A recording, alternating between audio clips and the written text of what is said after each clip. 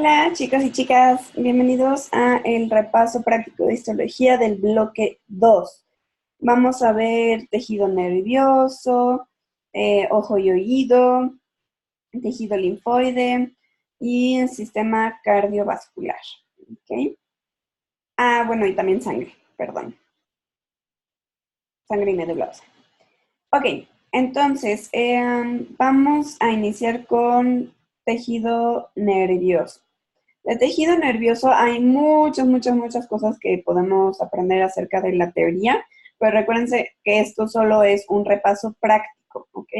No puedo decirles todo el resumen de todo lo que tienen que saber de la teoría, pero sí qué cosas tienen que saber identificar en las imágenes.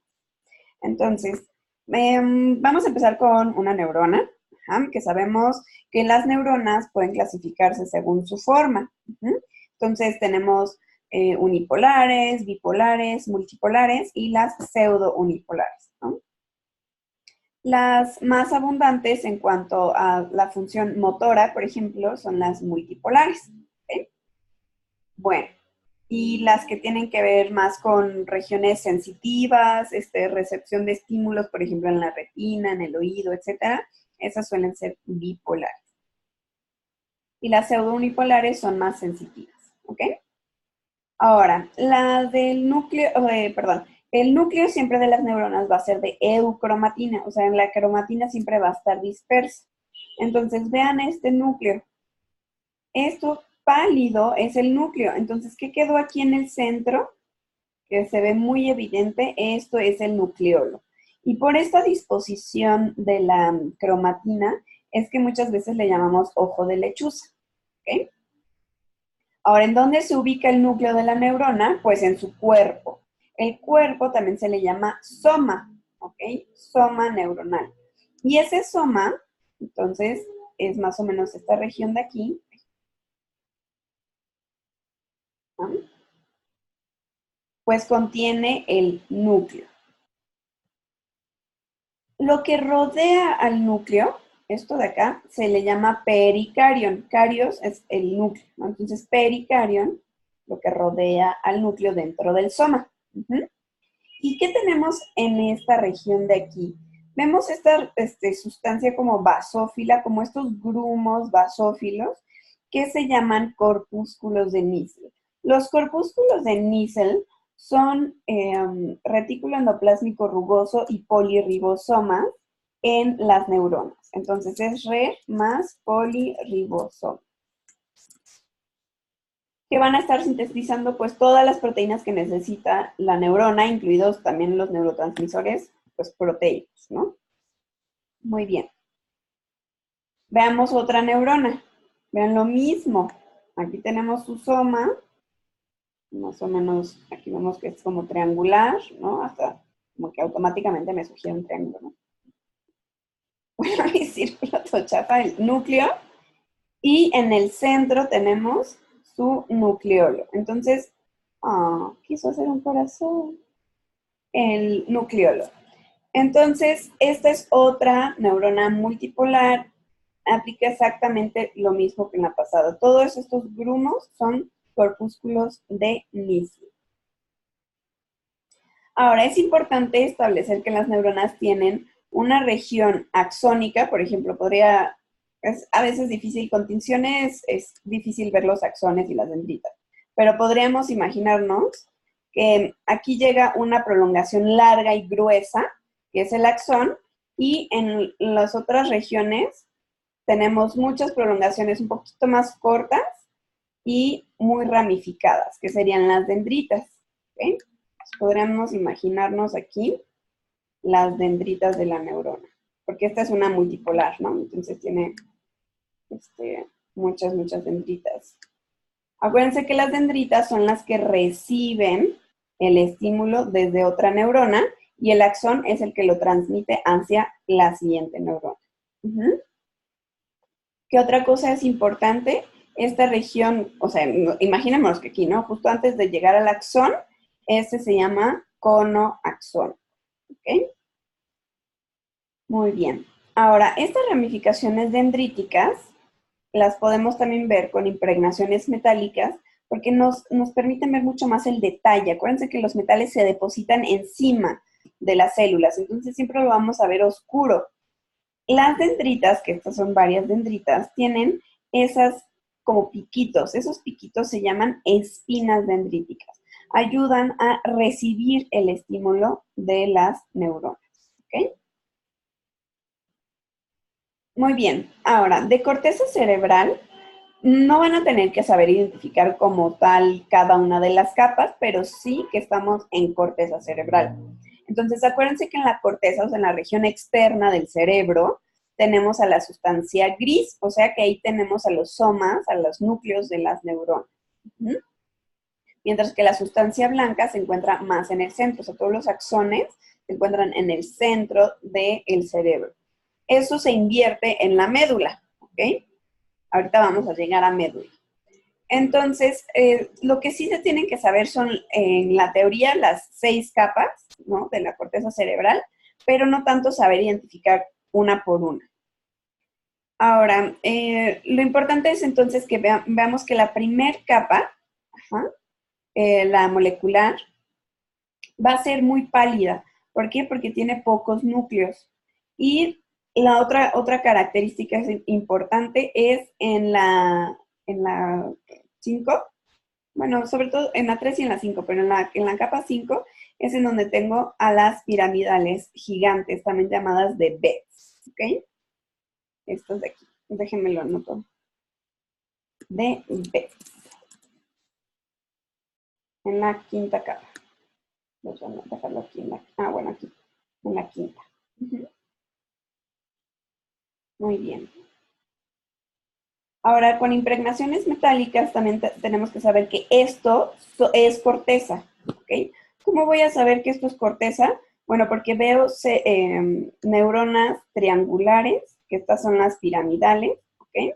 Y que tienen muchas ramificaciones, o sea, las dendritas.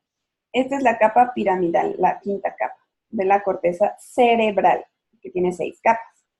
No lo confundan con corteza cerebelosa o del cerebelo. El cerebelo solo tiene 3 capas. La primera es la molecular, luego tenemos a las células de Purkinje y luego a la granulosa, la que tiene como muchos puntitos, ¿no? Muchos núcleos. Y esto que se ve más azul, esa es la sustancia blanca. Y me dicen, ¿pero por qué eso se ve azul? Si no se tendrá que ver más blanco. Pues no, porque la tinción es Luxol-Fast Blue.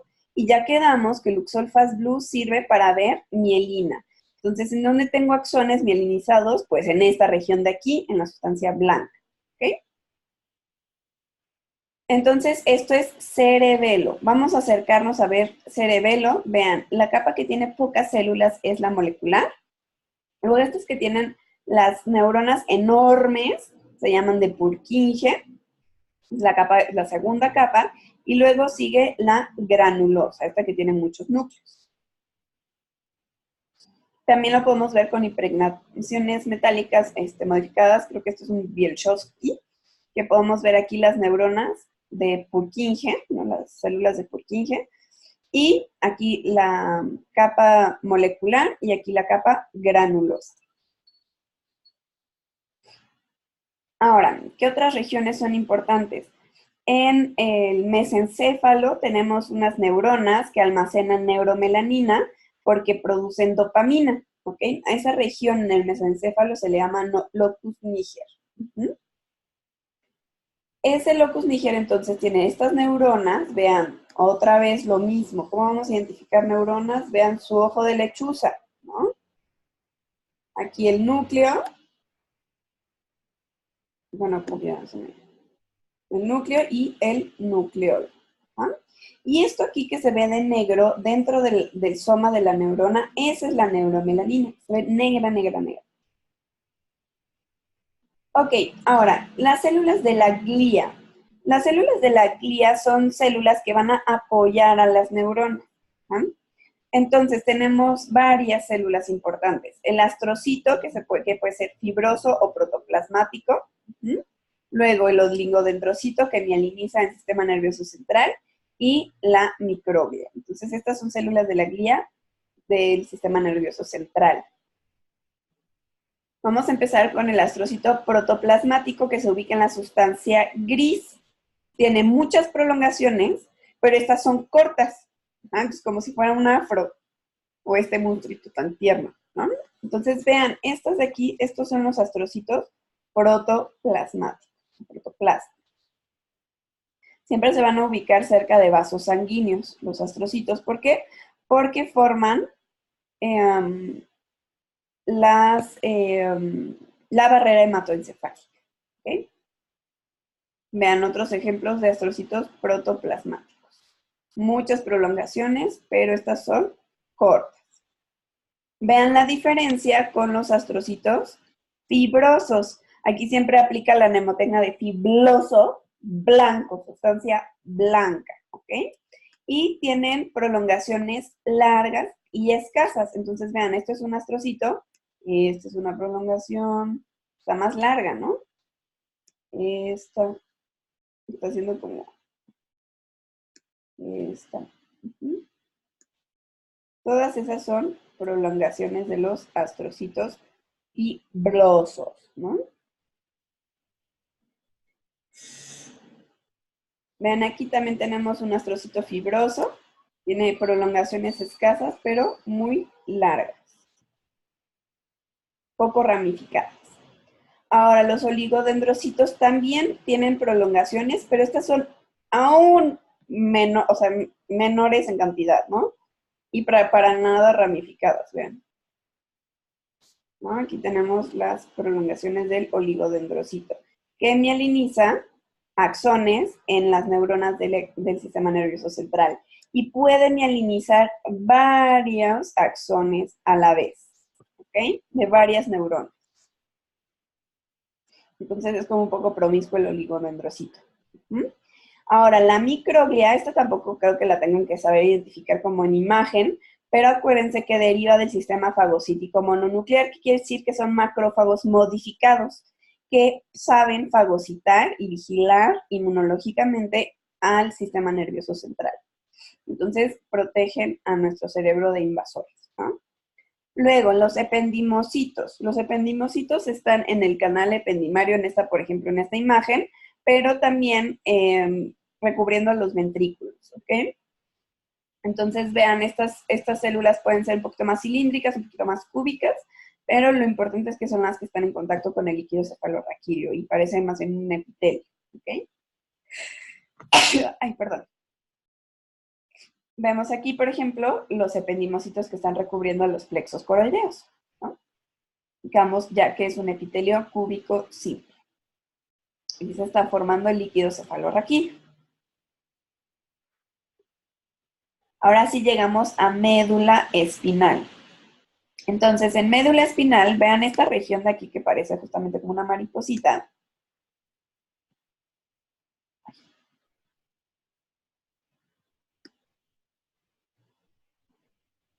Eso que estoy ahorita englobando,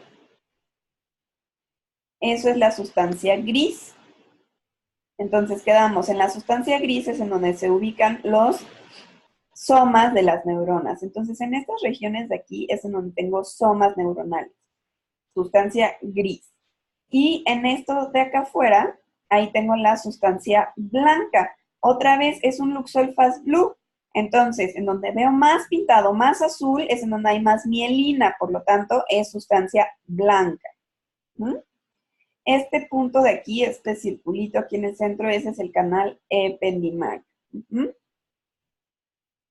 Y tengo una región posterior y otra región anterior de las astas, ¿no? Se llaman asta anterior y asta posterior. Ahora, si me acerco a ver estas astas, vamos a ver que tengo en la asta posterior, que es la sensitiva, tengo somas neuronales más redondos. Entonces, por eso la P de posterior tiene un círculo dentro, ¿no? Entonces, vean, estas neuronas de aquí se ven un poco más circulares. Nuevamente vean aquí su núcleo en ojo de lechuza, ¿no? Con eucromatina. Ahora, en las astas anteriores es un triángulo, entonces las neuronas suelen ser más triangulares. Ujú. Y esta es el asta que se encarga de ser una función motora.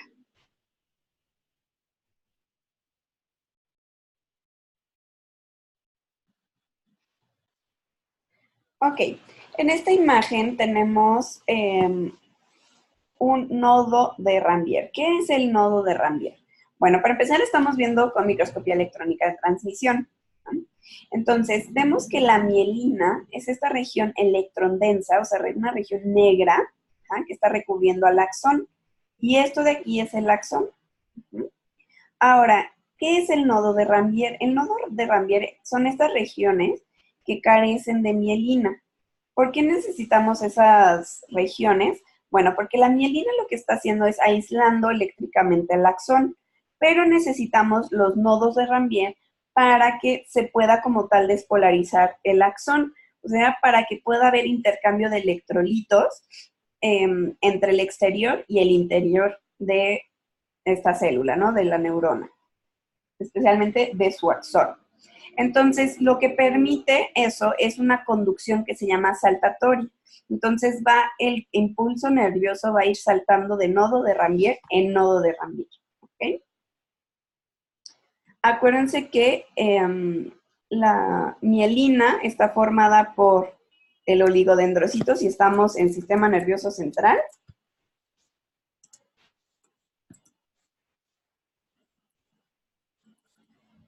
Y si estamos en sistema nervioso periférico, lo hace la célula de Schwann.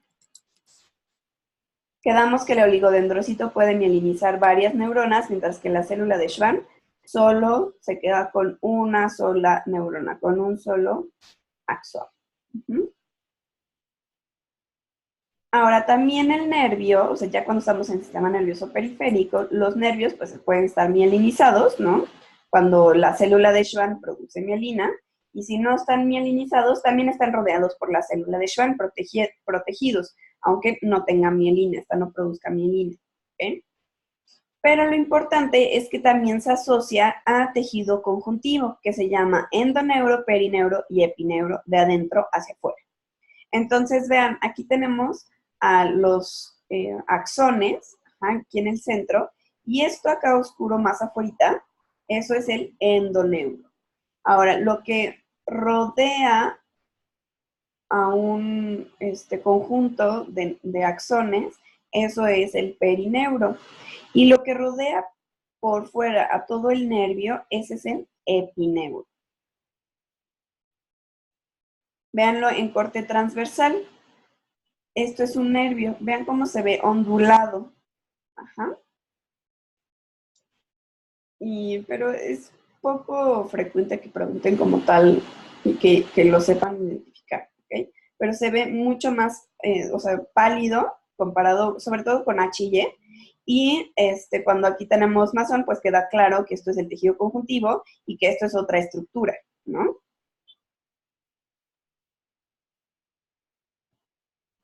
Muy bien, ahora en los ganglios, acuérdense que los ganglios son cúmulos de neuronas, o más bien de somas neuronales, pero fuera del sistema nervioso central. Entonces tampoco, o sea, no en la médula, ¿no? Ni en el cerebro. Entonces, en los ganglios también tenemos neuronas, ¿no? Los somas neuronales con sus núcleos de cara abierta o eucromatina, ojo derecho, sí, cara derecha. Vemos evidentemente sus nucleolos, miren, esto tiene hasta 2 nucleolos. Y también en esta región, en los ganglios nerviosos, tenemos células de apoyo que se llaman células satélite o anficitos. Son las células estas que rodean a las neuronas. ¿Okay? Ahora, también como las neuronas tienen un recambio muy lento, si es que lo hay, o sea, sí ya se ha identificado que sí, ¿no? Pero pues sí es muy lento esta regeneración. Entonces, acumulan mucha lipofusina. Acuérdense que la lipofusina es un pigmento de desgaste que aumenta con la edad. Entonces, y es paz positiva. Entonces, esto de aquí que se ve magenta, esa es la lipofusina. Ajá. Y esto es una neurona. Acuérdense de su núcleo, véanlo. Vean su núcleo. Esto de aquí es el núcleo. Bueno, me pasé un poquito. Toma chiquito. Eso es el núcleo. Y esto de aquí del centro es el núcleo. ¿Okay? Y ya les había hablado del plexo de Auerbach, el miotérico, que se encuentra en la muscular externa del intestino, de la pared, bueno, en realidad de todo tubo digestivo, ¿no? Tenemos aquí el músculo interno, que es una capa circular interna, y aquí la longitudinal externa, y acá tenemos al plexo miotérico de Auerbach. Esta es la neurona, vean. Bueno, hay varias, pero esta es una. Esta es una neurona. ¿Qué tiene aquí en el centro? Su núcleo de cara abierta. Ay, perdona mi habilidad. Ok, ahí está su núcleo y aquí en el centro su nucleolo. Vean aquí otra neurona, núcleo de cara abierta, nucleolo. Y estos podrían ser anficitos, ¿no? Que se encuentran dentro de este ganglio. A un ganglio que se encuentra en un muro de un órgano, o sea, como ustedes en la pared del intestino, a eso se le llama un ganglio intramural. ¿Mm? Muy bien. De nervioso hay mucha teoría. Entonces, revisen, por favor, la teoría también. Pero de las imágenes, estas son las más importantes que tienen que saber identificar. Ahora, de ojo. De ojo, suelen elegir nada más una o imagen, ¿no? Sobre todo es importante que se sepan las capas de la retina. ¿Okay? Ahora, esto es todo el globo ocular. Entonces, en la región anterior es en donde tenemos a la córnea, ¿ah? Luego tenemos a la esclerótica, es todo lo blanco del ojo. Luego sigue la coroides más interna, no sé si, no, luego la coroides y finalmente la túnica nerviosa o la retina. Que aquí se desprendió esta línea negra, esa es la retina. Ahora vean esto que es el lente del ojo, como se llama, cristalino. ¿Mm? Ahora, de la coroides, o sea, de la túnica vascular, en realidad salen unas prolongaciones que vemos en esta región de aquí que se llaman procesos ciliares. ¿Mm? Los procesos ciliares, ahorita vamos a verlos más de cerca, son los que producen el humor acuoso y que éste circula hacia la cámara anterior. Entonces, desde la cámara posterior, aquí, circula hacia anterior y se reabsorbe acá. Esta región de aquí, que está entre la córnea y el iris, se llama ángulo iridocorneal. Entonces, esta prolongación, que vemos aquí que se ve negra, ese es el iris, es lo que le da el color a mi ojo. Este espacio entre un lado del iris y otro lado del iris, esa es la pupila, es un agujero. Entonces, entra la luz, primero tenemos la primer lente que es la córnea, atraviesa el cristalino, como tal el lente maestro del ojo, el que nos permite enfocar, porque este lo podemos modificar, abombar o aplanar, y llega hacia la retina. Acuérdense que entonces la retina es la capa más interna del ojo. Ajá. Y vean, esta región de aquí vemos perfectamente cómo ahí sale el nervio óptico, ¿no? Entonces, obviamente ahí no tenemos también retina recubriéndolo. Por eso ese es el punto ciego del ojo. Bueno, entonces vamos a empezar con córnea, con esta primer lente que es transparente y que deja pasar la luz y la empieza ya a enfocar. Entonces, la córnea tiene 5 capas que se tienen que saber. La primera capa es el epitelio corneal. Ese epitelio, también llamado anterior, no me acuerdo si puse, no. Epitelio anterior es un epitelio plano estratificado sin estrato córneo. Entonces, aquí tenemos una A, epitelio anterior. Luego, sigue la cápsula la membrana de Baumann. La membrana de Baumann es esta membrana basal del epitelio anterior. Entonces, tenemos una B. Luego sigue el estroma corneal. En el estroma corneal lo importante es que las fibras van a estar en disposición ortogonal. ¿Qué quiere decir eso? Que van a ser como perpendiculares entre sí para que se mantenga digamos, se mantenga transparente la córnea, ¿ok? Entonces, estroma corneal, C. Luego sigue la membrana de Descemet. Entonces, D.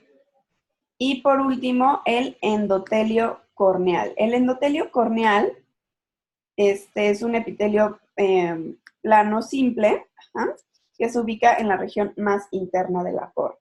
Y la membrana de Descemet es la membrana basal de este endotelio. Entonces, la mnemotecnia es A, B, C, D, E. Muy bien. ¿De qué? De la córnea. Ah, no lo puse.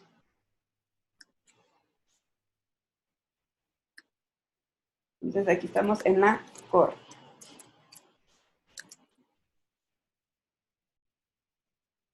Ahora, la coroides. La coroides es la región como vascular, la parte de la túnica vascular del ojo. Entonces, lo único importante como tal que se tienen que aprender de la coroides es que tiene el límite con la membrana de Bruch, que es, digamos, la región inferior al epitelio pigmentario ya de la retina. ¿Sí? Entonces, la coroides es la capa más externa y muy vascularizada y pigmentada, como podemos ver aquí, tiene mucha melanina del ojo, ¿no? Y ya anterior está la retina. ¿Por qué no vemos el resto de la capa de la retina? Porque justo aquí es cuando se separa. Muchas veces cuando hacemos la técnica histológica, se queda pegado el epitelio pigmentario y el resto de la retina es la que se desprende. Entonces, por eso aquí no vemos el resto de la retina, pero aquí seguiría. Ahora, una imagen del iris. ¿Qué es importante identificar en el iris? Primero, que aquí enfrente, o sea, esto es anterior y esto es posterior, ¿ah? Del ojo, o sea, hacia acá está la córnea y hacia acá está la retina. ¿Ah? En la región anterior no tiene epitelio, ¿ok? No hay epitelio. Pero vean aquí, hay un epitelio anterior. Entonces, ¿en dónde está ese epitelio anterior? Aquí. Aquí, esta línea de acá, son unas células no pigmentadas que forman al epitelio anterior del iris. Y estas células que sí se ven negras, ¿no? Que sí están pigmentadas, esas son el epitelio posterior, ¿ok? Entonces, no vayan a pensar que el epitelio anterior está acá. No, el epitelio anterior está aquí. Esta línea roja, más o menos está señalando al epitelio anterior. Y el resto es el estroma del iris, ¿ok? ¿Para qué sirve el iris? Bueno, para abrir y cerrar y regular, para abrir y cerrarse y así regular la entrada de la luz hacia el ojo. Muy bien, ahora, los cuerpos ciliares. ¿Qué tienen que acordarse de los cuerpos ciliares? El cuerpo ciliar es toda esta estructura, ¿ok? Y tiene varias regiones. La importante y la más preguntable son los procesos ciliares. Entonces, los procesos ciliares, o también llamado la pars plicata, esas son estas, disculpen el ruido, son estas como proyecciones, ¿ah? Que forman y producen al humor acuoso, ¿ok? También tienen una región del epitelio pigmentado y otro no pigmentado. Ahorita creo que tengo un acercamiento. Sí. Ok. Y la otra parte de los cuerpos ciliares es el músculo ciliar, ¿ok? Bueno, no es tan relevante que lo sepan identificar. Y esta región posterior es la pars blanca. Y acá ya más externo es la esclerótica, o sea, la parte blanca del ojo. Y vean cómo aquí inicia el iris. Ajá, aquí vemos la región anterior del iris y aquí la región posterior. Voy a volver a poner rápido esta imagen para que se ubiquen. Estamos aquí. Ajá. Estos son los procesos ciliares y esto de aquí es el iris.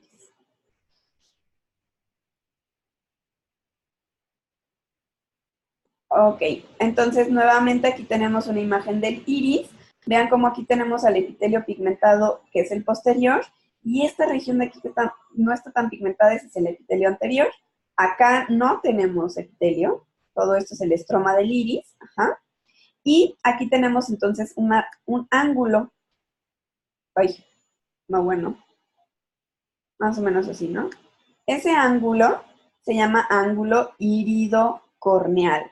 ¿Por qué? Porque está entre el iris y la córnea.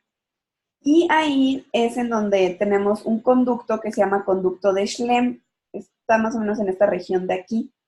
El conducto de Schlemm es el que reabsorbe el humor acuoso. Entonces se producen los procesos ciliares y circula hacia la región anterior para reabsorberse en el conducto de Schlemm. Ah, no, ya no tenía un acercamiento de los procesos ciliares, perdón. Lo importante es que también tienen un epitelio pigmentado y otra región del epitelio no pigmentado. ¿Ok? Ok, ahora del cristalino es muy poco preguntado, la verdad, pero hasta afuera tenemos una cápsula, que es en realidad la membrana basal, y luego tenemos un epitelio del subcapsular, que se llama, que es el epitelio del cristalino, que es un cúbico zinc. Y luego tenemos puras fibras del cristalino que van a hacer esa función de lente. Ahora sí, llegamos a la retina. Esto es lo más preguntable de ojo. Entonces, en la retina tenemos que acordarnos que la coroides es la región externa. Entonces, la coroides queda en la cara externa, es la capa externa, que no forma parte de la retina, ¿no? Sino de la túnica vascular. Entonces, esto es externo y esto de aquí es interno.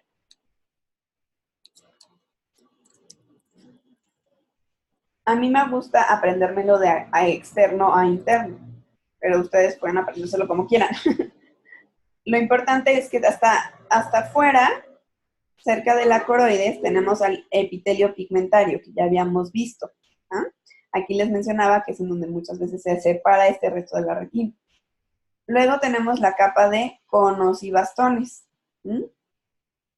Luego la limitante externa. Acuérdense que esa es la membrana de la célula de Müller, que es una célula grandotota que va desde la limitante externa hasta la limitante interna. Muy bien. Luego, la nuclear externa son los núcleos de los conos y bastones. Aquí se ubican sus núcleos. Ajá. Entonces, los conos y bastones son también células grandes, ¿ok? Y en esta región de aquí, los conos y bastones hacen sinapsis con las neuronas bipolares que tienen sus núcleos en la nuclear interna. Ahora, las bipolares van a hacer sinapsis, o sea, en la plexiforme, ¿no? Con las ganglionares. Entonces, aquí tenemos a las células ganglionares que ahora sí ya son neuronas propiamente dichas, ¿no? Y esas neuronas van a tener unos axones que van a formar al nervio óptico. Ese nervio óptico va a juntar fibras y más fibras y más fibras hasta que ya sale del globo ocular como tal, como nervio óptico, ¿no? Y esas fibras nerviosas están aquí en la región anterior. Y por último, la limitante interna. Entonces, ¿de dónde a dónde va la luz? De acá y se va, ahí no, hasta acá. ¿Ok? Entonces, la luz viene de interno hacia externo, que ya entró hacia el ojo, ¿no? Ya viene desde el cristalino y llega hasta el epitelio pigmentario de la retina. Vean aquí, lo más fácil es identificar el epitelio pigmentario. ¿Lo vieron? Este es el epitelio pigmentario. Y luego identificar las tres capas de núcleos. Nuclear externa, porque el epitelio pigmentario es externo, nuclear interna, y luego las células ganglionares. Y las que no tienen núcleos son las plexiformes, externa e interna, y la más externa es la capa de conos y bastones. Y listo. Y aquí enfrentito ya tenemos a las fibras del nervio óptico. Y de conjuntiva realmente no suelen preguntar mucho, pero es un epitelio cilíndrico pseudoestratificado y que puede tener células caliciformes. ¿Okay? Ahora, de oído.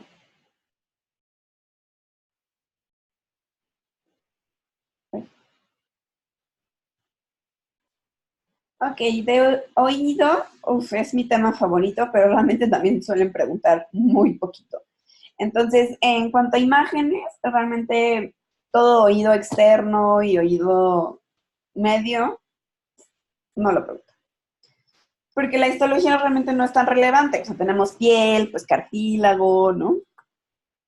Hueso en la porción ya más interna, pero que sí es muy particular la histología, pues el oído interno, ¿no? Sobre todo la cóclea. Entonces, de la cóclea tenemos que saber ubicar perfectamente todas las rampas, ajá, todas las membranas y la región de la estría vascular. Entonces vamos a empezar con esta imagen y ya después nos vamos a acercar al órgano de Corti. Entonces, las rampas tenemos tres. La superior se llama rampa vestibular y la inferior se llama rampa timpánica. Acuérdense que en estas dos rampas tenemos perilinfa. Entonces, en ambas, tanto en la rampa vestibular como en la timpánica, hoy tenemos perilinfa. Quería hacer copy-paste, no me acuerdo.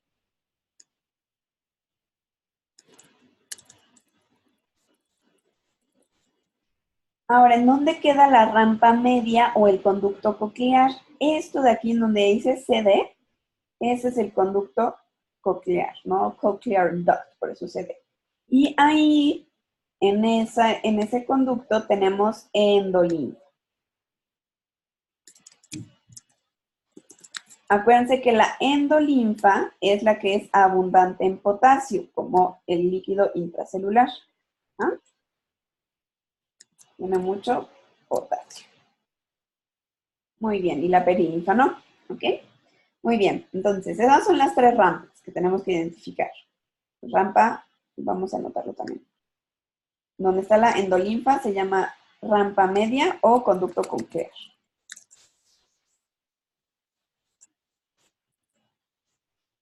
Eso es. Muy bien. Ahora las membranas. Tenemos esta, bueno, espérame. Ay. Esta membrana de aquí, que se ve como así justo. Esa es la membrana vestibular o también llamada membrana de Reisner. O de Reisner. Membrana. ¿Ok? Esta de aquí.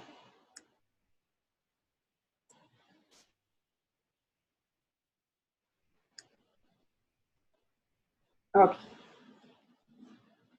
Y la otra membrana importante que vemos aquí es esta de aquí. Esa membrana se llama membrana basilar.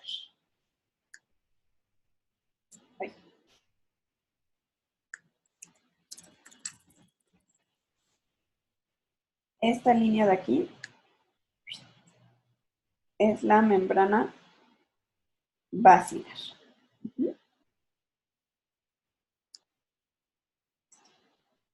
La membrana basilar tiene todas estas celulitas arriba de ella. ¿Ven todas estas? Bueno, se pixelea un poco, pero todas estas células, esto de aquí es el órgano de Corti. Entonces, ¿en dónde se encuentra el órgano de Corti? Encima de la membrana basilar. Y ahora, ¿en dónde se encuentra la estría vascular? Aquí.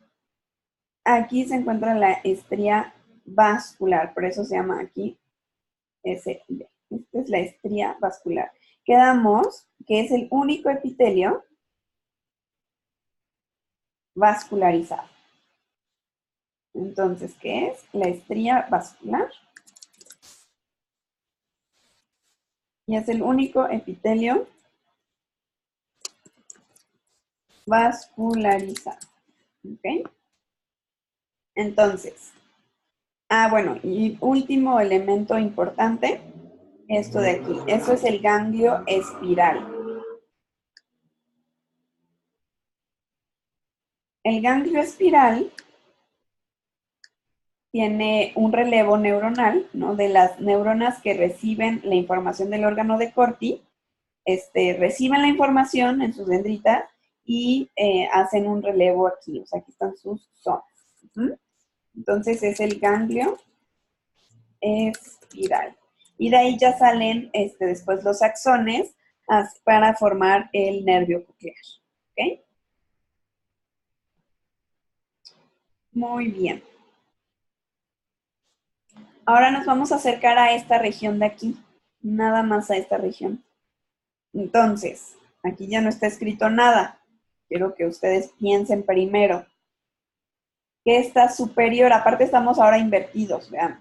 ¿Dónde está el circulito y dónde está el triángulo, ¿no? Este triángulo también es importante que lo identifiquen. Aquí está el círculo, aquí está la punta, ¿no? Entonces, ahora está al revés. ¿Mm? Tenemos arriba la rampa vestibular. Abajo la rampa timpánica.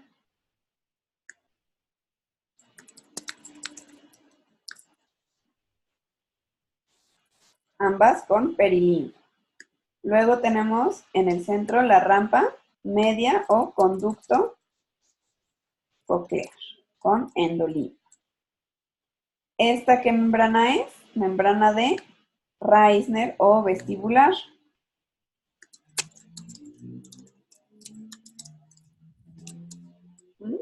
Y esta es la membrana basilar.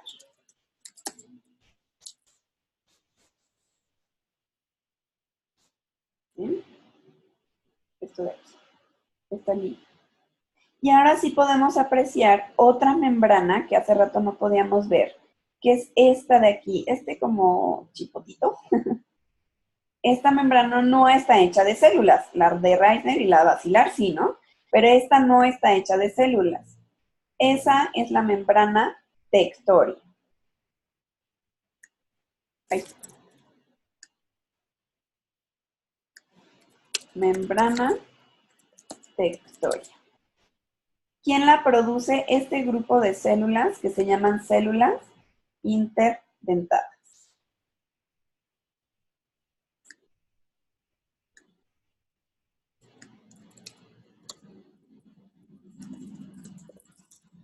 Esas células producen a la membrana tectoria, que está hecha de colágeno, de glucosaminoglicanos y cosas así. Muy bien. Y ahora sí podemos revisar al órgano de Corti. Quedamos que el órgano de Corti descansa encima de la membrana basilar. Entonces, ¿qué es el órgano de Corti? Todas estas células de aquí. ¿Okay? Ahí ahora que sí me interesaba que se hiciera un cuadrito, no se hizo.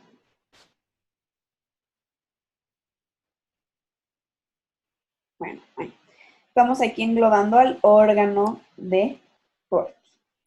Ahí las células más relevantes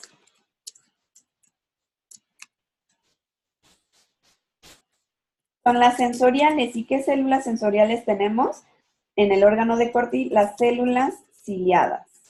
Ay, células ciliadas. Tenemos células ciliadas internas y externas.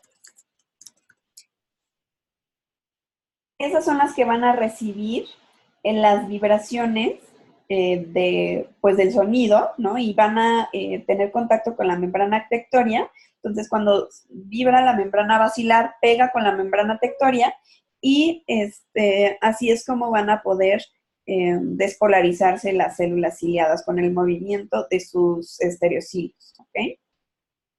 Y tienen unos canales que se abren como con forma de compuerta y dejan entrar potasio.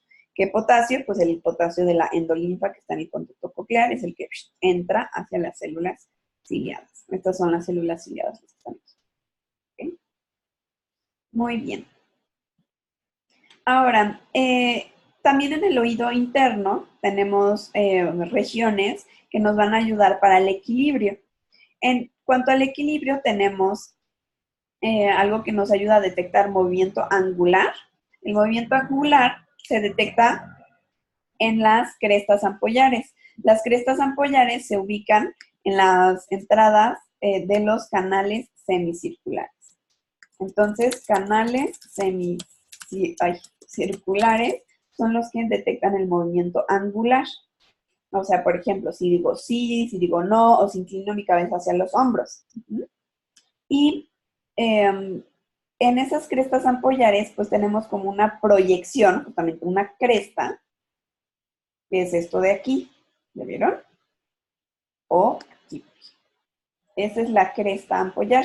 También contiene células ciliadas que permiten la detección del movimiento de la endolinfa. Aquí tenemos endolinfa. Oye, no me sale.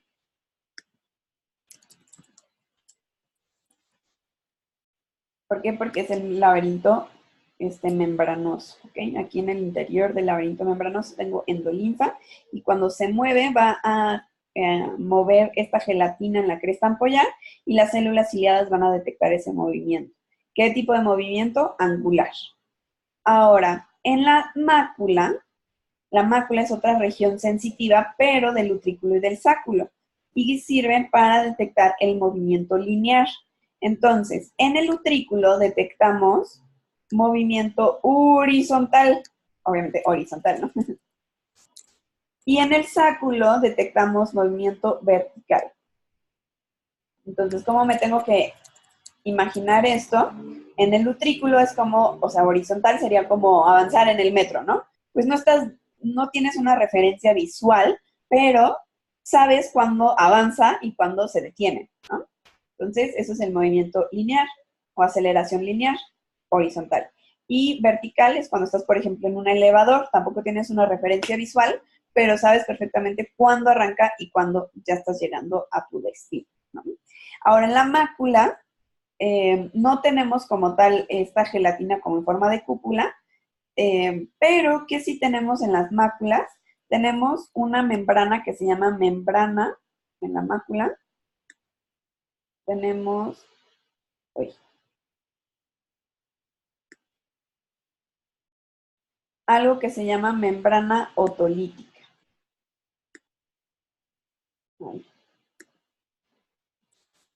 Esa membrana otolítica es como una gelatina que contiene otolitos. Otolítica. ¿Y qué son los otolitos? Son como unas piedritas, o sea, a lo que se refiere, de calcio y fosfato. Piedritas. ¿Qué van a generar esas piedritas? Que aumente la densidad de esa gelatina en la mácula y que nos ayuden a detectar mejor este movimiento lineal. Estos son los otolitos que si se salen de la mácula y viajan por este laberinto membranoso en la endolinfa, pueden entrar en los canales semicirculares y generarnos vértigo, ¿no? Creo que se nota que han oído. Muy bien. Bloque 2, sangre. De sangre, les recomiendo que se regresen también al otro video en el bloque 1. Ya hablé de varias células de la sangre, justamente porque también son móviles para llegar al tejido conjuntivo. Entonces, en ese video también ya toqué un poco este tema. Ahora, de los eritrocitos, como tal, para identificarlos realmente no debemos de tener problemas. ¿Por qué? Porque son células anucleadas que tienen un pigmento propio llamado hemoglobina, ¿no? Entonces, la hemoglobina no solo es una proteína que transporta oxígeno, sino que es un pigmento. Por eso nuestra sangre se ve roja, por los glóbulos rojos, o sea, los eritrocitos, también llamados hematíes. Ahora, ¿qué otro dato importante del eritrocito? Pues su tamaño, ¿no? 7 micrómetros. Y pues sí tienen que saberse las definiciones de hematocrito, de qué quiere decir la hemoglobina, o sea, cuánto es lo normal de hemoglobina. Pues no tanto el valor, pero sí saberse como la definición de qué significa, ¿no? Y también los valores de cuántos eritrocitos tenemos en sangre. Eso sí es importante que revisen en la teoría. Igual los porcentajes de los glóbulos blancos, ¿no?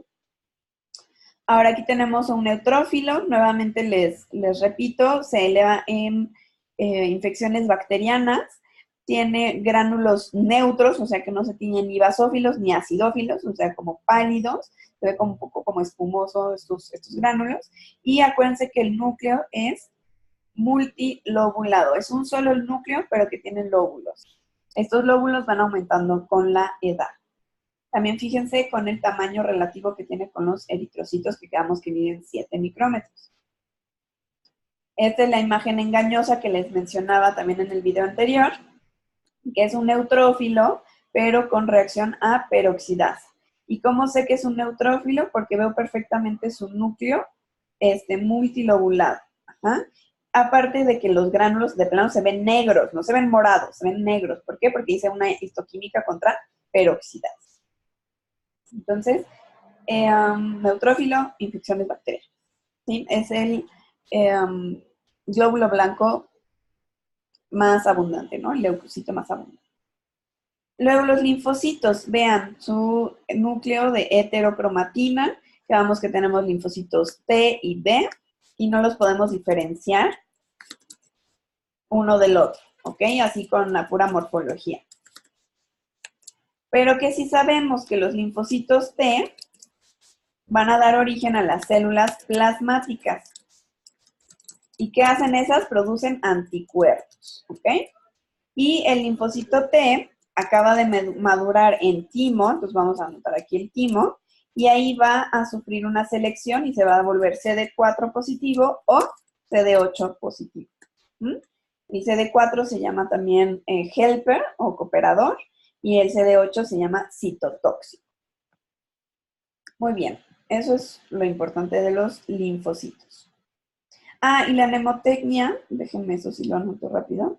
La mnemotecnia para saberse el porcentaje de mayor a menor de los leucocitos es never let monkeys eat bananas. Entonces, never let monkeys eat bananas. Entonces, neutrófilos, vamos a anotarlo acá.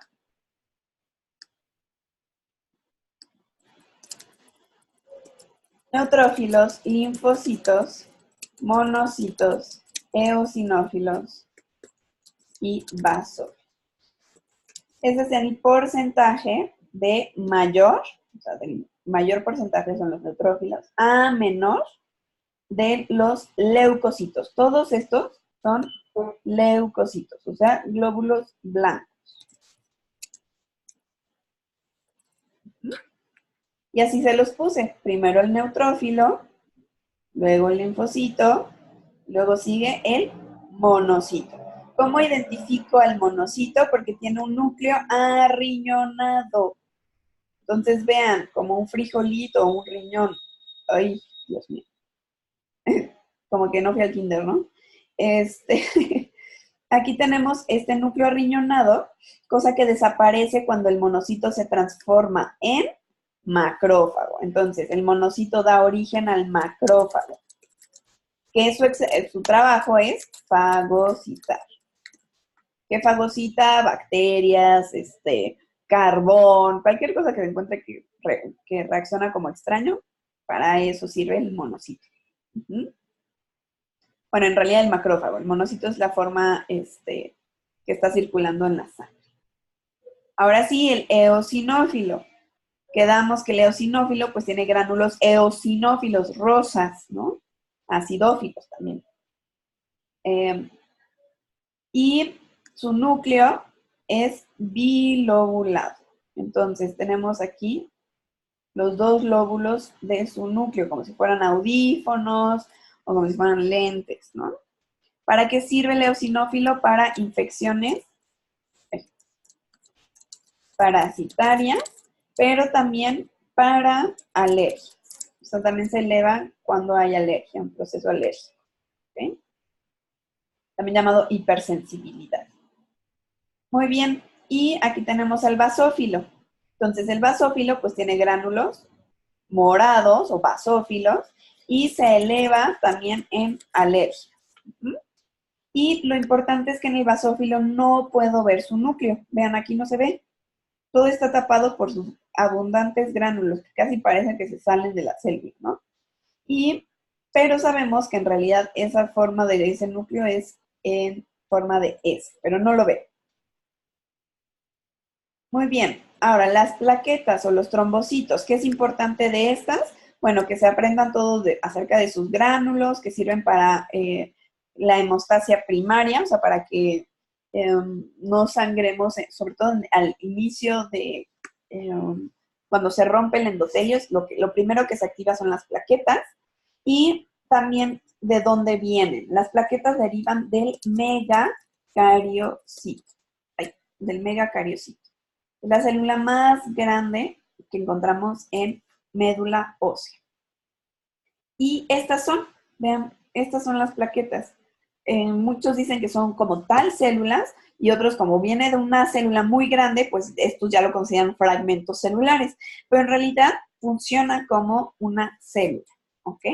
Se activa y pues cuando se activa es cuando se vuelve como pegajosa y así puede tapar el sitio de la lesión en el vaso sanguíneo. Muy bien, ahora de médula ósea, es importante que tenemos diferenciar entre médula ósea roja y médula ósea amarilla. La médula ósea amarilla son los adipocitos, ¿no? Que ya sabemos que se ven como bolitas blancas con H y E. ¿Por qué? Porque la grasa se pierde en el proceso de la técnica histológica. Entonces, médula ósea amarilla, grasa. Médula ósea roja son muchísimos, muchísimos precursores de la sangre, de todas las células de la sangre que acabamos de revisar. ¿Ok? Ahora, para revisar la eritropoiesis como tal, es muy raro que preguntemos, ¿esta célula qué es? No, quién sabe, ¿no? O sea, pero sí se tiene que saber la teoría de cómo vamos evolucionando desde un precursor del eritrocito hasta tener el eritrocito como tal ya maduro.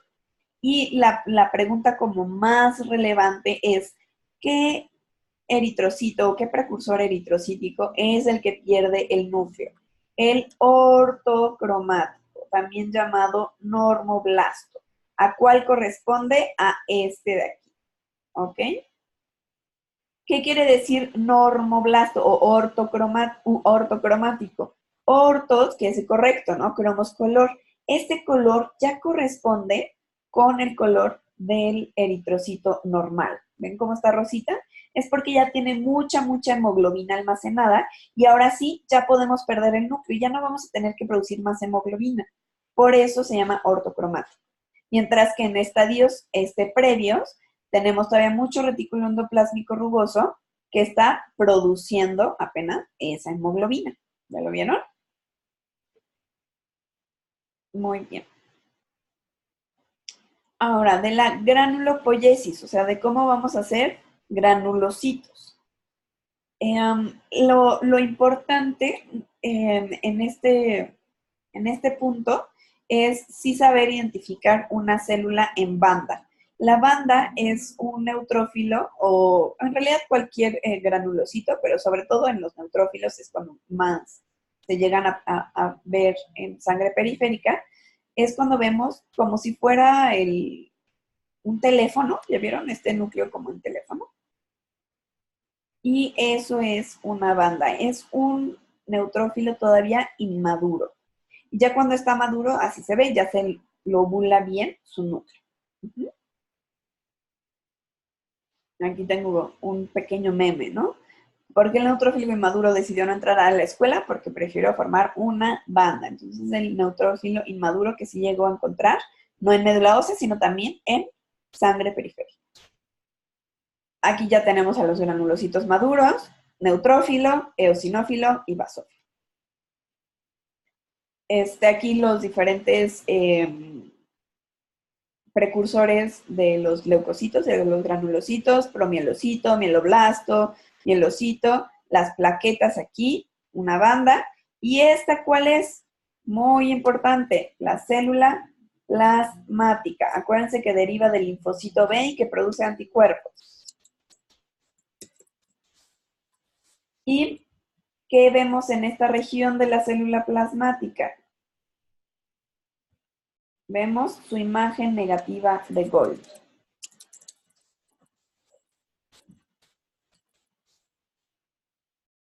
¿Ok? Entonces, esa es la imagen negativa de Golgi. Esto de aquí.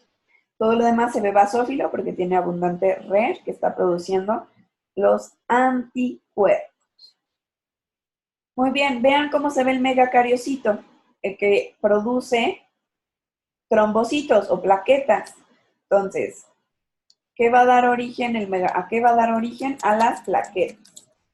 Y otro proceso importante que sufre el megacariocito es algo que se llama endomitosis. Entonces, se va a estar multiplicando el núcleo y va a ir creciendo y creciendo esta célula, pero nunca se va a dividir.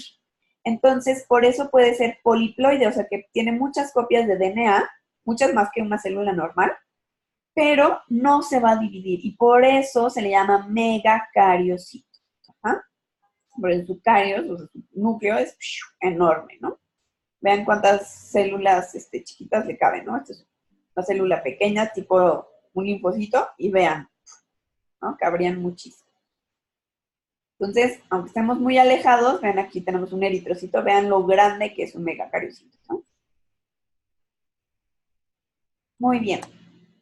Ahora, de tejido linfoide como tal, tengo un video larguísimo, bueno, pero sí muy detallado, más bien tengo que decirlo así, sino como lo promociono, ¿verdad? Un video detallado de todo tejido linfoide, en donde sí menciono toda la teoría importante del tejido linfoide. Ahorita solo voy a decir como puntos importantes de identificar los órganos linfoides. Entonces, en timo, acuérdense, no tiene bolas. ¿Y qué son las bolas? Las bolas son nódulos linfoides. Entonces, no tiene nódulos, ya estoy escribiendo en mayúsculas. Nódulos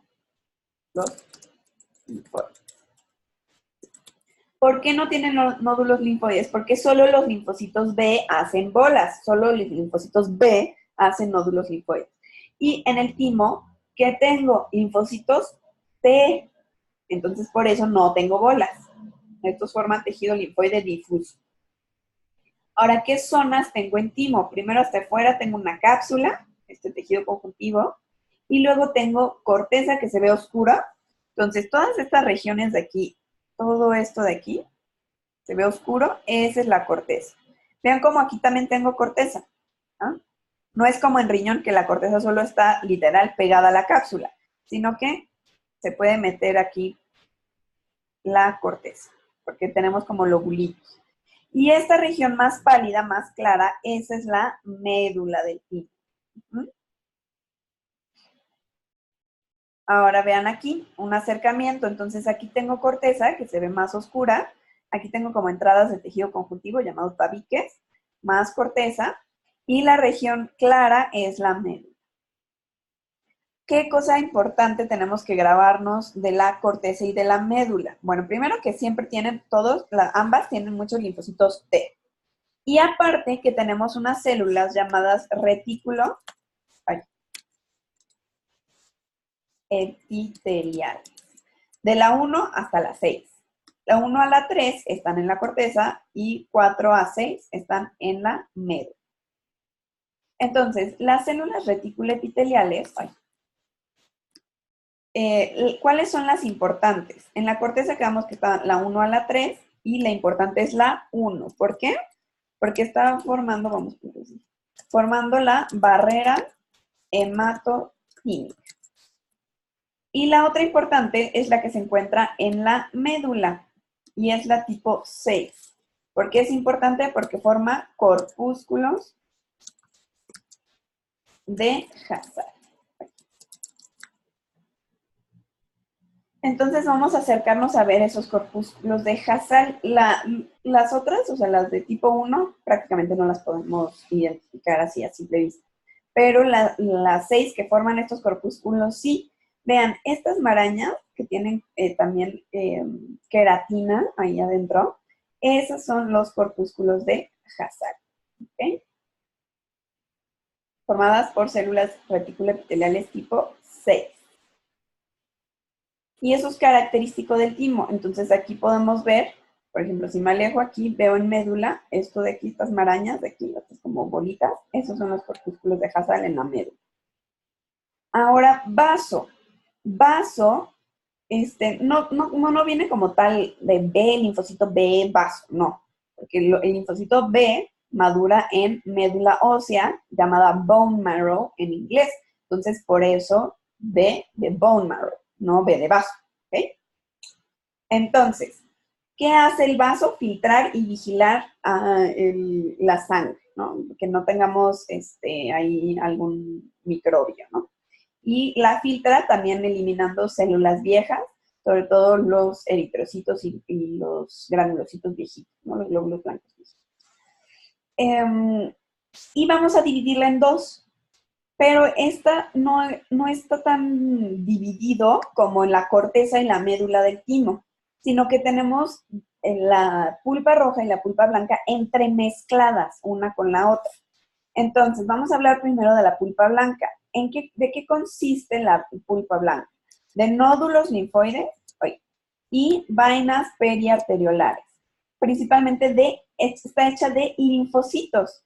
Los nódulos linfoides son las bolas, o sea, tenemos linfocitos B.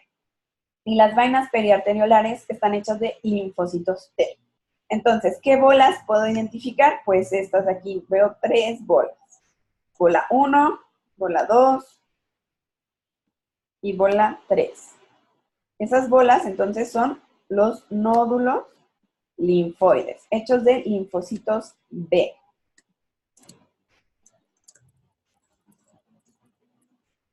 Aunque no se ve muy claro, así oscuro. Linfocitos B.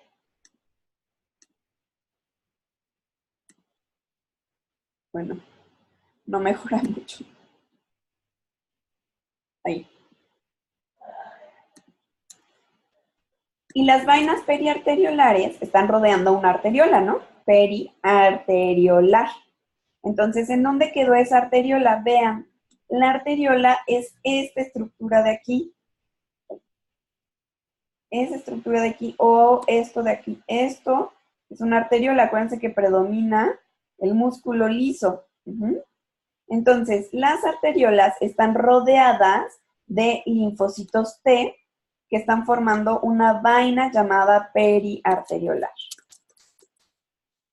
Linfocitos T. Entonces, ¿cuáles son esos linfocitos T? Estos puntitos morados que están rodeando a la arteriola. ¿Sí los ven? Entonces, la vaina más o menos es esto de aquí.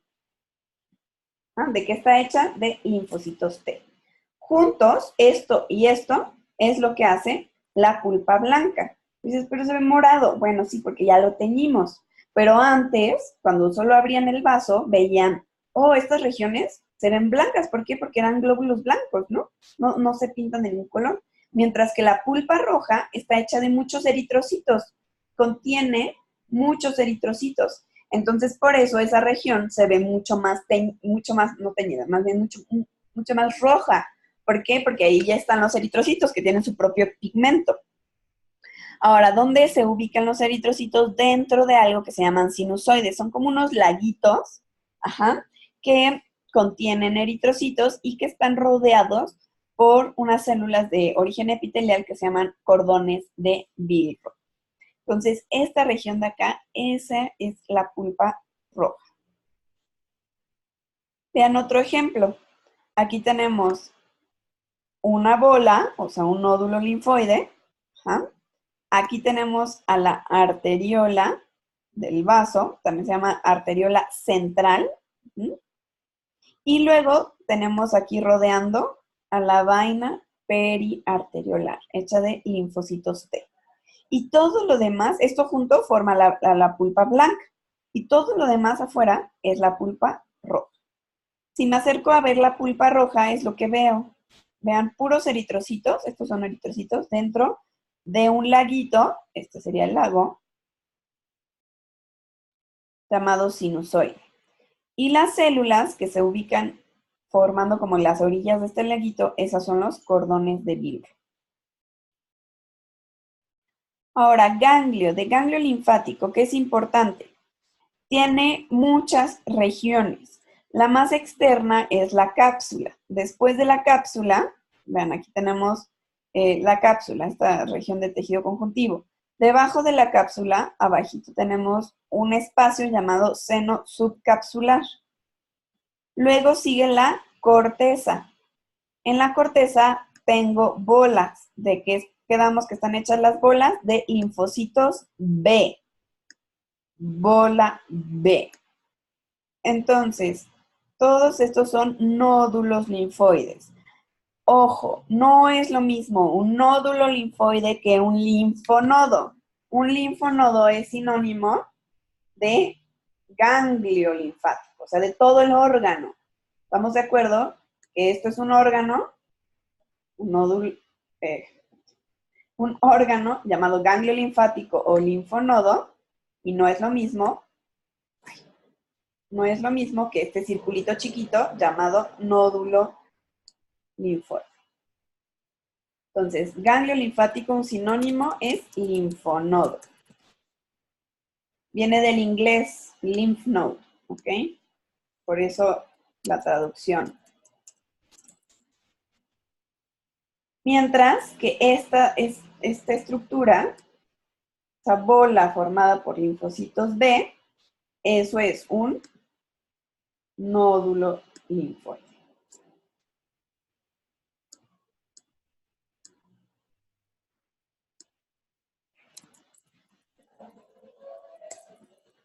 Entonces, ese nódulo linfoide, acuérdense que puede ser primario, secundario, dependiendo si tiene un centro germinativo o no, y está hecho de linfocitos B. Un sinónimo de nódulo linfoide también es folículo linfoide. Vamos a anotarlo aquí, folículo linfoide. Es lo mismo que nódulo linfoide. ¿Okay? Muy bien. Entonces, ¿en dónde encuentro nódulos linfoides? En el ganglio, en la corteza, nada más en la corteza. Mientras que en el vaso encontraba estos nódulos linfoides repartidos en todo el vaso. Ahí no estaban delimitados a una zona. Acuérdense que quedamos que la pulpa blanca está en todos lados del vaso. Pero en ganglio se delimita nada más a la corteza. ¿Okay? Nada más la corteza es la que tiene nódulos linfoides. Muy bien. Después sigue la paracorteza. Entonces, sigue otra región llamada paracorteza. Luego, el seno medular y ya sale la linfa por el hilo. Entonces, vamos a acercarnos a ver esto. Vean, aquí tenemos la cápsula de tejido conjuntivo. Todo esto de aquí, ay, de aquí a acá. Ay, eso es la cápsula, ¿no? Aquí no vemos realmente el espacio del seno subcapsular porque pues se colapsó, ¿no? Pero aquí seguiría el seno subcapsular. Y luego tengo a la corteza. Entonces, esto de aquí que sigue es la corteza. Y la corteza tiene estas bolas llamadas nódulos linfoides. Como vemos estos centros claros, sé que son nódulos linfoides secundarios. Muy bien. Y después, en esta región de aquí, en donde yo ya no tengo bolas, esa es la paracorteza. Entonces, la paracorteza contiene dos elementos bien importantes que no se les pueden olvidar.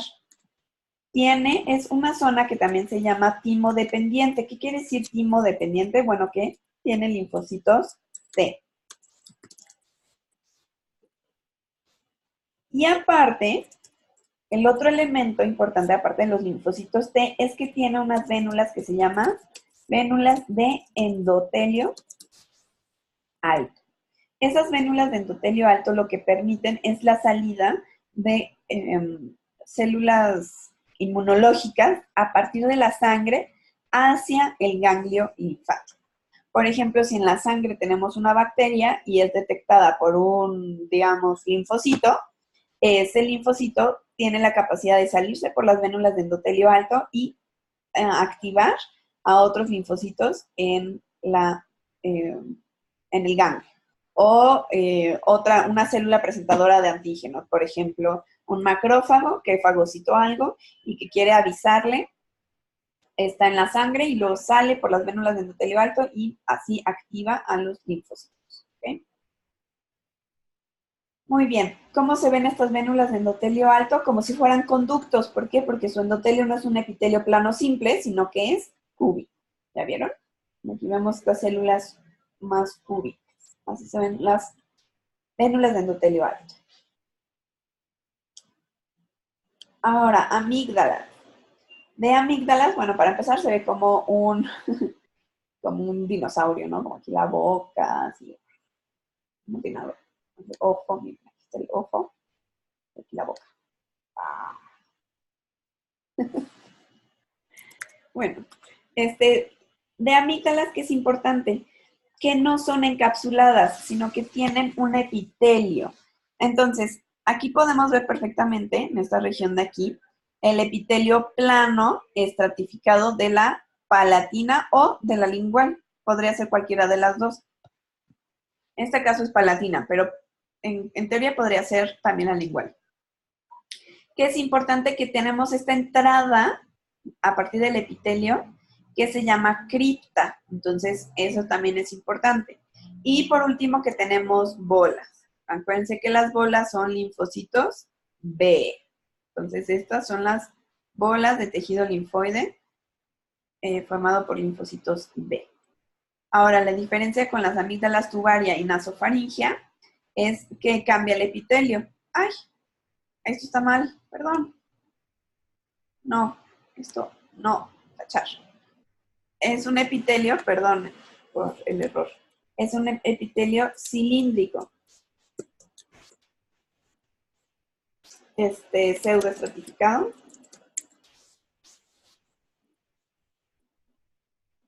Ciliar.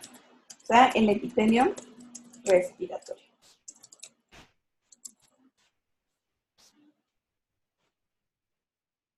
Realmente es muy raro ver aquí ya las células caliciformes, pero sí puede tener, ¿ok? Entonces, lo importante es que es cilíndrico, disculpen el error. Cilíndrico es pseudoestratificado. Y también encontramos nódulos linfoides. Este, por ejemplo, es uno primario porque no tiene centro germinativo, pero aquí vemos otro nódulo que es secundario.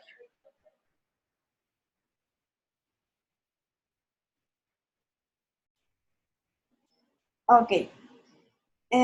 Luego, también tejido linfoide está el tejido linfoide asociado a mucosas, en este caso asociado a intestino. Entonces se llama GALT, ajá, en vez de nada más MALT. Y lo importante es establecer que tenemos el diagnóstico de intestino delgado. ¿Por qué? Porque tenemos vellosidades intestinales. Estas proyecciones son las vellosidades intestinales, que esa línea roja, digamos, es la que contiene todo el epitelio. Entonces ahí estaría el epitelio del intestino, que es epitelio cilíndrico simple con microvellosidades y células caliciformes, y tiene esa disposición en proyecciones. En el centro de esa proyección tenemos a la lámina propia, tejido conjuntivo. Y luego, también en la lámina propia encontramos estas invaginaciones de aquí, estos de aquí, que se llaman criptas de Lieberkühn. Entonces, ya haciendo el diagnóstico de que esto es intestino, entonces que tengo aquí a mi mucosa, aquí la muscular de la mucosa y después a la submucosa, ya es más sencillo establecer que aparte de que tengo intestino, aquí tengo bolas de nódulos linfoides, hechas de linfocitos B. Entonces, eso me da el diagnóstico de que aquí estoy en íleon, porque solo ahí es en donde tengo tantos nódulos linfoides como para formar una placa, como, pues sí, una región elevada en íleon, llamada placa de Peyer, en donde también tengo una agrupación importante de tejido linfoide asociado a mucosa en apéndice. Entonces, se descubrió que el apéndice justamente es probable que tenga una función sí importante inmunológica, aunque podemos vivir como tal sin él, sí tiene una función importante en cuanto al sistema inmunológico. Entonces, lo que cambia respecto al íleon es que el íleon es intestino delgado y tiene estas proyecciones llamadas vellosidades intestinales, mientras que el apéndice es intestino grueso y ya no tenemos vellosidades. Entonces, pasó la podadora y ya solo tenemos estas criptas de Lieberkühn. Entonces, las criptas sí se mantienen. Algo importante es que en las criptas ya no suele haber células de Paneth, ¿no? En apéndice puede llegar a haber, pero realmente en intestino grueso ya no hay células de Paneth, mientras que en intestino delgado, aquí en el fondo de las criptas, sí tenemos células de Paneth. Bueno, pero eso es de tercer bloque. Enfoquémonos. Aquí en apéndice cecal tenemos en esta región de aquí, grandotote, un nódulo linfoide, ¿no? No lo puedo englobar completamente. Si nos alejamos más, vemos aquí más bolas, más nódulos linfoides, ¿no?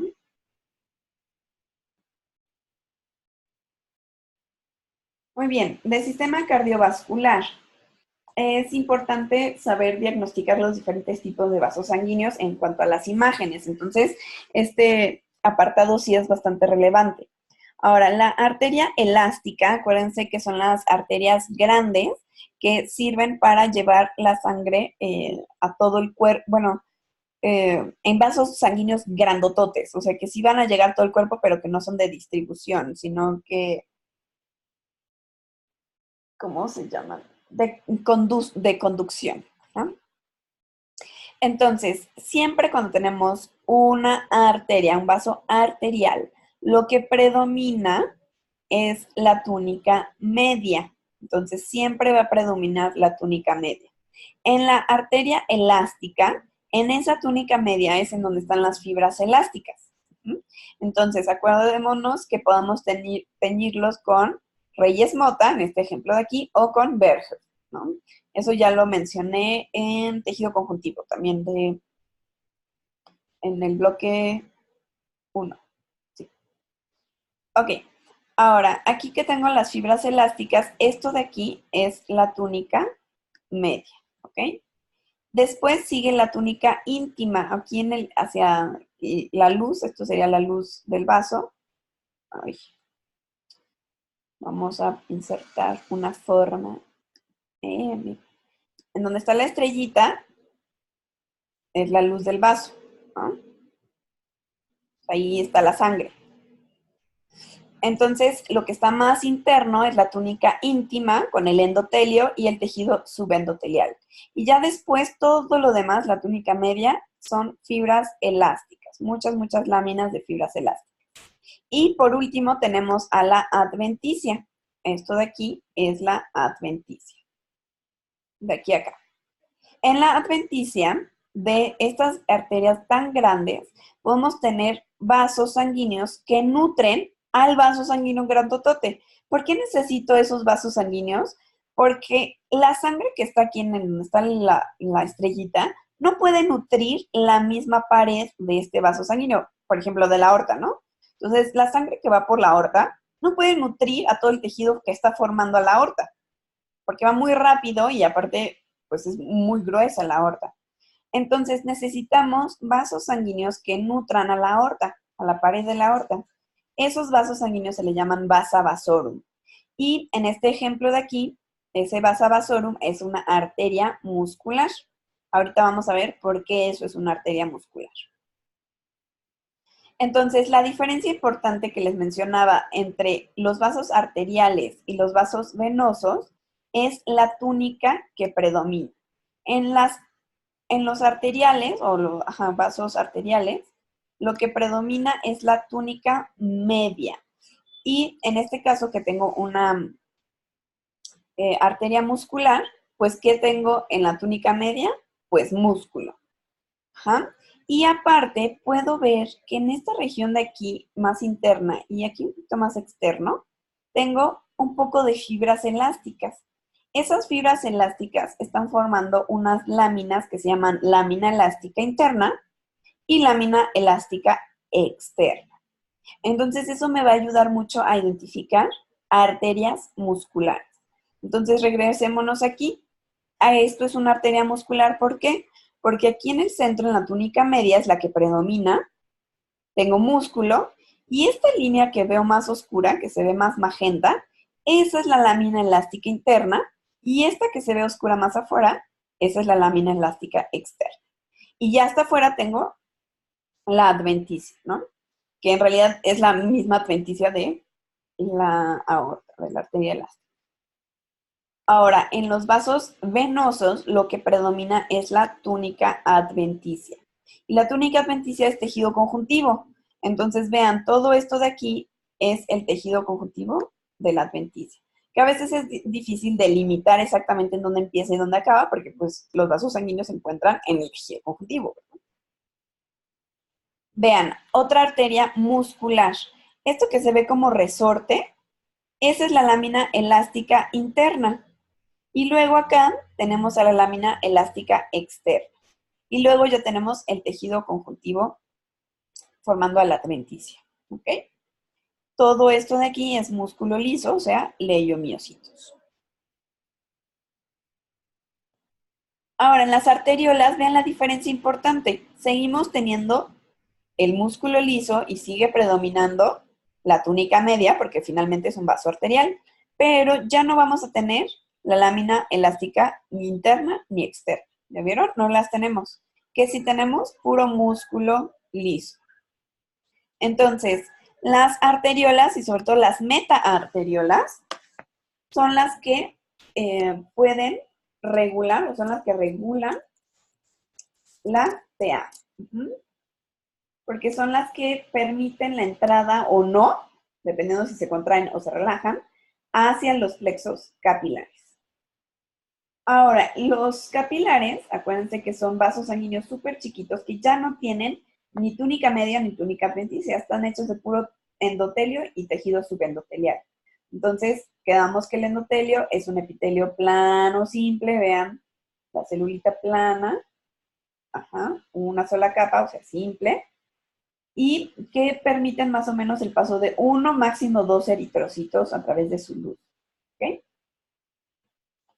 ¿Y qué es importante del endotelio? No se les vaya a olvidar los... Eh, ay, se me fue ahorita el...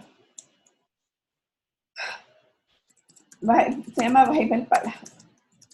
Gránulos de Weibel Palade, que contienen el factor von Willebrand. ¿Ok? Se encuentran, estos gránulos se encuentran dentro del endotelio. Muy bien. Ahora, ya en las vénulas, acuérdense que tenemos unas células bien bonitas llamadas pericitos. Estos pericitos tienen prolongaciones, ¿ya las vieron? Que están abrazando el vaso sanguíneo. Estas prolongaciones se pueden subdividir, ya vieron, por ejemplo, aquí, que tiene una subprolongación. Pueden ser primarias o secundarias. Y nos ayudan a regular también el flujo sanguíneo para decir, no, la sangre se queda un poco más en el lecho capilar o ya queremos que salga la sangre, ¿no? Y también tienen la posibilidad de regenerar tanto el endotelio como músculo liso. Los pericitos, ¿no? Estas células llamadas pericitos.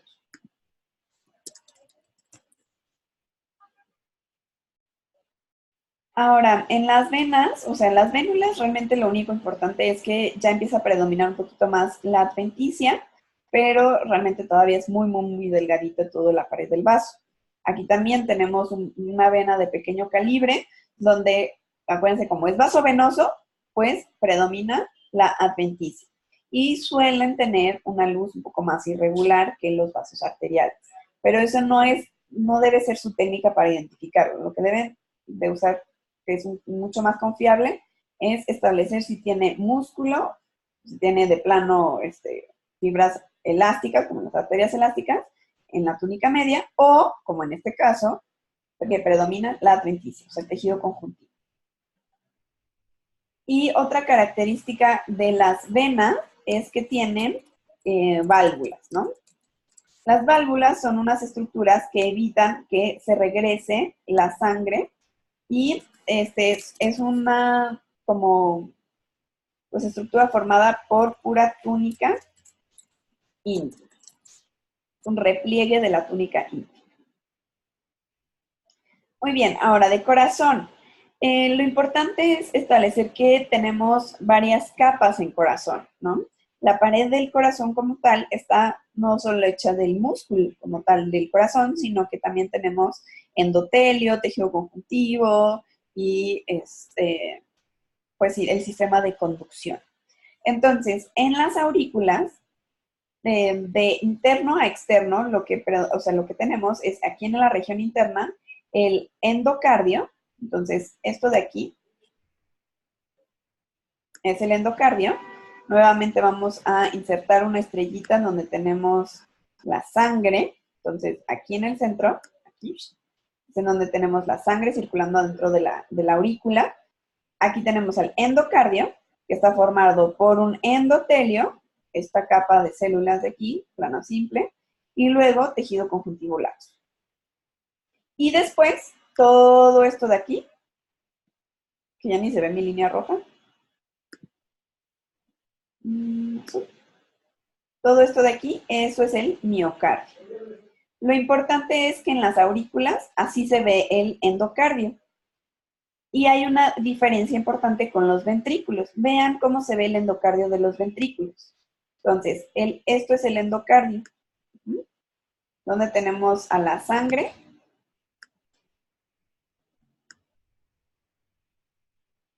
Acá, ¿ok? Aquí tenemos la sangre circulando dentro de los ventrículos, porque ahorita estamos hablando de ventrículos. Entonces, en el endocardio de los ventrículos, aquí tenemos unas células modificadas, que son unos miocardiocitos modificados, llamadas fibras de Purkinje. Entonces, las fibras de Purkinje, ¿qué son?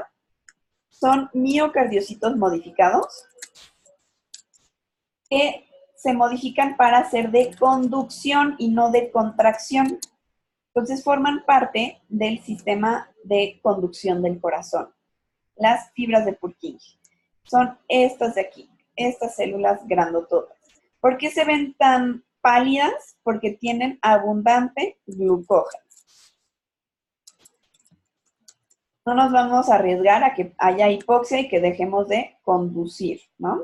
Entonces, tenemos que tener una vía anaerobia para tener energía, y por eso tenemos un almacenamiento de glucógeno en estas fibras de Purkinje. Luego, después del endocardio, ya sigue el miocardio. Entonces, todo de aquí es miocardio hecho de miocardiocitos de contracción, también llamados de trabajo, ¿no? Estos son los normalitos que ya revisamos en el tema de músculo. Apantalonados, núcleo único, central, que tienen discos intercalares, que tienen hipofucsina, que son estriados, ¿no? Porque tienen sarcómeras. Muy bien. Vamos a acercarnos a ver estos cardiomiocitos o miocardiocitos, ¿no? Este es un núcleo central, central, único, estrías, hipofucsina, discos intercalares. Si hacemos un corte transversal de estos mismos miocardiocitos, vemos que su núcleo es central. Entonces ahí tenemos al núcleo, ¿ya vieron? Ahora vean, aquí tenemos el nodo atrioventricular. Esta región de aquí, ese es el nodo atrioventricular. ¿Cómo lo sé? Porque esto está mucho más pálido que esto de aquí. Se ve más rojo intenso y esto se ve más rojo pálido, ¿no? Entonces, nuevamente aplica que son miocardiocitos de conducción, porque estamos en el nodo AB, o sea, en un sistema de conducción del corazón, y tienen mucho glucógeno estos miocardiocitos modificados.